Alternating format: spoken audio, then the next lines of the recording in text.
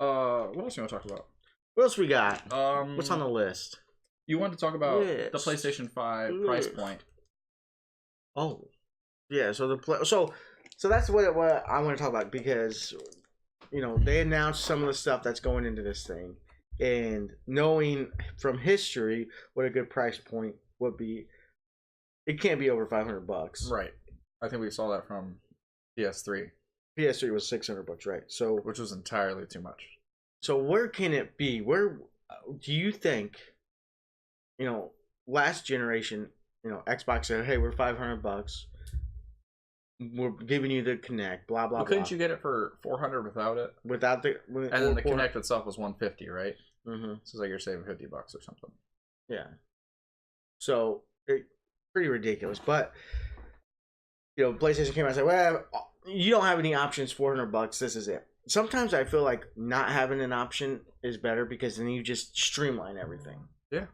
I'm not saying options are bad, but that's, Well, when your option is Kinect, then options are bad. Right. Yeah, no kidding. So, PlayStation, I see it costing $500. I'd say that's the high end of what it could possibly be. Yeah, I don't think it could go over. And I 400 is the lowest. 400 is the sweet spot. Yeah. But with what's rumored to be in this, I don't see it being anything less than 500. Right. Now, as we discussed before, all console makers take a cut for the first couple of years. Yeah, they operated at a loss. Right. Yeah. But as technology catches up, if these are launching next year, and we talked about this because I thought the PlayStation's rumored architecture and stuff is interesting, because these are the first consoles that I can remember they're coming out with stuff that's not out yet. Like they're built on the AMD Zen 2 processors, which come out later this year. So that's interesting to me that they're going to be, I feel, more current than any console has been. Mm-hmm. Yeah. Like I remember when the last generation came out, like that was 2-year-old hardware. Right. Yeah. And PCs were far superior. Yeah. At that point. Yeah. Right? Yeah. I remember. Yeah. So it's not going to be that way this time, but they're going to have to cut corners somewhere. So where the hard drive thing is interesting. There's a lot of interesting things. So I'm thinking it can't be more than $500. I think 500 is probably what it'll be. I think it would be that way for both consoles. Yeah. But then you want to talk about, or I want to talk about game prices, because I always thought this was interesting. Yeah. While consoles have been expensive, game prices have been the same pretty much for 20, 30 years. Well, I mean, no, I don't know. I would disagree, because I remember Super Nintendo games were $50. Man, those are $70, dude. $70 between 50 and 70, right? Some of them were like 90 if they had the extra chip in it. Like that's what I'm saying. Is like, but game prices have stayed relatively stable. Yeah, but I think with this generation, I would disagree, because back in the Super Nintendo days, Sega Genesis, even PlayStation 1, a game comes out and it's 50. What company? A game comes out and it's $50, right? Let's just say between 50 and 60, and it's been steady. This generation, there's $20 games come out brand new, $20. Yeah, but I think that's due to the rise of indie devs, though. Yeah, or not even that, right? Capcom comes out with their remastered, and it's $30. Yeah, but right? that's easy. I mean, no, but I get what you're saying. But I guess there's more scale of games, right? I guess I'm talking about just your everyday new game, right? Yeah. You're from a big studio. You're freaking double AAA title. Mm-hmm. Yep. $60 at launch. Yeah. With a collector's edition that's $70 to $100. And now they add season passes for another $20 to $50, up to $50. Yeah, Call of Duty is $50, and I remember Trailer Park. Shout out to the Trailer Park. Trailer Park Mark. He was like, "Yeah, I got the season pass for it. It's $50." I'm like, "The fuck?" I was like, "You paid almost the same amount for the game as you did for the season pass?" Right, that's crazy. They're suckers, dude, because they just bought the game twice essentially. I'm like, right, holy and they're buying shit. it every year anyways. Every year, if you spend $110 on Call of Duty every year, and that's without microtransactions or other stuff, I'm just like, especially this year they got a battle pass thing for Blackout, and it's like, yeah, suckers. Yeah, everybody that plays Call of Duty sucks. Just kidding. We're on topic of PlayStation and games. Do you want to talk about the state of play from the other night? Yeah. Sony's big press conference or whatever, because they're skipping E3 this year. Yeah, so they're going to do state of plays. They did one already. Yeah. And it was horrible. This is that sucked. That last one was bad. They didn't show any games. This is like Sony's Nintendo Direct, right? Yeah. Microsoft's got one called like Access or something, which has been garbage. But the cool thing about theirs is if you watch it on Xbox, you get like free DLC for games. Yeah. They've given away outfits for like Sea of Thieves and stuff for tuning in. That's pretty cool. I thought that was neat, but they've been boring for the most part. Yeah, I agree, and so yeah, I think it's pretty cool. But State of Play though, they had some cool stuff to reveal this time, huh? Yeah. I mean, my big thing being an JRPG fan is nerdy. What's your big thing? The Final Fantasy VII trailer.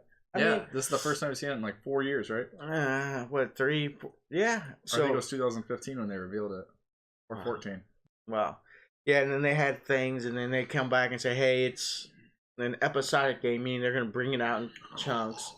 Right. I mean, the PS1 game was 4 discs. They could fit all that in one. Maybe that's a good idea though, because I feel like it's a long game, right? Yeah. So maybe that's a cool idea. Well, I think and this can be a completely different topic, but like I think releasing games in chapter form is probably the future. Right? Do you think that Square is spurred on by the success of one of their other games, Life is Strange? Yeah, I think so. I mean that's how it was released, right? Those chapters make sense because I mean it's almost like Telltale came out with these kinds of games first, right? So they're only imitating what has came out before them. But I'm talking about another Square game, Hitman. Yeah. Now they didn't do it with Hitman 2, but Hitman 1 came out in episodes. Mm-hmm. And I think it did pretty well. But the beauty of that is, you know what, this ain't my style of game. I don't have to spend all $60 for it. I think also the cool thing about it is from a time standpoint, I can digest a 4-hour episode much easier than I could a full 40-hour game or something, you know? Yeah. I could break it up over the course of a week. I could be done with it and ready for the next one. Right. Yeah, that's the thing. But I mean, that's to say you can't, just play the game and, in your small chunks. Sure. But I feel like this cuts off at more right, there's a good beginning and stop and an end. Yeah, right, exactly. Right. I think that's a cool and I think that would be very interesting. Yeah, so I'd be interested. I would think about playing it. That's not normally my type of game. I saw people were mad. Did you play the original? No. Oh, I didn't play 7, and here's why. And I'm gonna sound like a douchebag. I'm gonna sound like a pretentious douchebag right now. But I didn't play that one because everybody had it. Everybody liked it, right? Right. So I was like, I like Final Fantasy VIII though. I played that one. I beat that one. I liked that one. Yeah, but that's I mean, it's essentially the same. Yeah. It's not. You would like Final Fantasy games now, right? Because they're more action based. I don't know what you're trying to say right now. Well, because it's just too slow paced for you, right? Probably true. Typically, turn based games are pretty slow. True. I like. You see me play Divinity. Yeah. That's probably not your style of game, is it? I watch you play it, and I don't love it, but it's okay. Right. I mean, is this? I would like to play it just because of. I want to play the second one because of like the robust creator tools and stuff. Yeah. I mean, they have it so you can like literally play out a D&D campaign in there. Really cool to me. Yeah, I think that's. You know what game we should check out, and we're getting off the topic. State of Play here. Sorry for the. Well, yeah. Oh well, we'll ramble. Brain was telling us we should play Outward. Have you read anything about that? Outward is a survival co-op. Yeah, let's play that. Play that today. Yeah, I'll get it. Hell yeah! What's it on? Is it on PS4? Yeah. Okay. Yeah, I seen it in the store. I saw it on Steam. We're gonna stream after this, guys. It doesn't do you any good to hear this right now when our stream will be over and this will be up, but. Yeah, we go back in time. We should have pulled this up on Twitch too, or should have outputted it to Twitch. That's a good idea. We can do it next time. Yeah, because it doesn't hurt anything. Yeah. But yeah, Outward looks cool. We could play that. Mm-hmm. Medieval remake, another one from the State of Play. That looks really good. It does. Did you play the original? No, I did not. A demo disc on the PS1. Yes, and that's the extent of my playing it too. I remember that. I miss those type of games. I miss the 3D kind of like action platformer. Right, the Banjo-Kazooie. The Banjo-Kazooies, the Mario 64 essentially did it. Maximo, that was one I Maximo, liked. I remember. I did not PS2. That was Ghost and Goblins. Yeah, it was a Ghost and Goblins spinoff. Yeah, mm-hmm. That was a cool one. Yeah, and then they had a sequel, and I would be interested to play that. Do you have that one? No. Oh. Clona, wasn't that one? Clonoa. I think so. That sounds like a prescription drug. Yeah. Please don't weird take with my neck shape, like moving my neck. It doesn't tickle the rest of my body. tell you, man, it looked awful. Another one from the State of Play, the Predator Hunting Grounds. Oh, the Predator game. Yep. Yeah, that's a cool one. That's such a good concept for a game. Now, is that a exclusive? I don't know, but it sounds cool. I was gonna say, like, that's the perfect idea for a Predator game, and I'm surprised it hasn't been done yet. One person plays as a Predator, and the rest play as people, the fire team or whatever. It kind of reminds me of like how they did with Friday the 13th. Yeah, because those games seemed like they were the future. I remember Evolve. You remember that one? That was supposed to be really cool, and it wasn't. I played Dying Light, and there's an online mode where one body's a big giant zombie creature. We would play Dead by Daylight, and you scream like a little girl. And It's so funny. No, that doesn't happen. That actually happens. We've got that recorded. I don't know. But yeah, no, Predator Hunting Grounds was cool, and I would like to see, if it's successful, I'd like to see like an alien-based one. How dope would that be? Oh man, that one person is the xenomorph. Actually, if it was me and this is successful, I'd spin right off into like Alien versus Predator, and it'd be like, you know, Dead by Daylight, where you could pick if you want to be the alien or the predator, and they got different abilities, and yeah, that'd be cool. Someone hire me. I got great ideas. There's a bunch of ideas running through his head. Tons of them. He's an idea guy. Hire him. So yeah, that's a cool game. A very interesting game. What other game? Another interesting game I kind of want to talk about. Zanki Zero. What's that? Okay, I got Zanki Zero. Zanki Zero. For the people listening, I'm just showing it to the camera. So like Zanki Zero. One thing before we go too far into this, notice this is a new game. What's missing? The instruction manual. There's no instruction manual. It comes with a soundtrack though. That's cool. You know what else comes with a soundtrack? This is off topic. There's a collector's edition of Princess Mononoke coming out on Tuesday. Oh really? Yeah. You ever seen that one? No. You haven't? Really? Okay. So nope. Zanki Zero. I guess that's the game I've been playing. Yeah, you just started your streaming, right? Yeah, I started streaming it. It's out there. It's wild. It's like a first-person dungeon crawling action RPG, erotic visual. And Tim Mike is back at it. No, it's not. Mine is zero. Although there's some really weird. I think it's the Japanese tone of these games are just like, oh no, you can see a little girl's underwear. Like that's literally a part in this game. I mean, it's not the main part, but you definitely have those kind of tropes in this game. So it's actually pretty fun. I'm only about 6 to 8 hours into it. Yeah, when you were describing it to me, it sounded insane.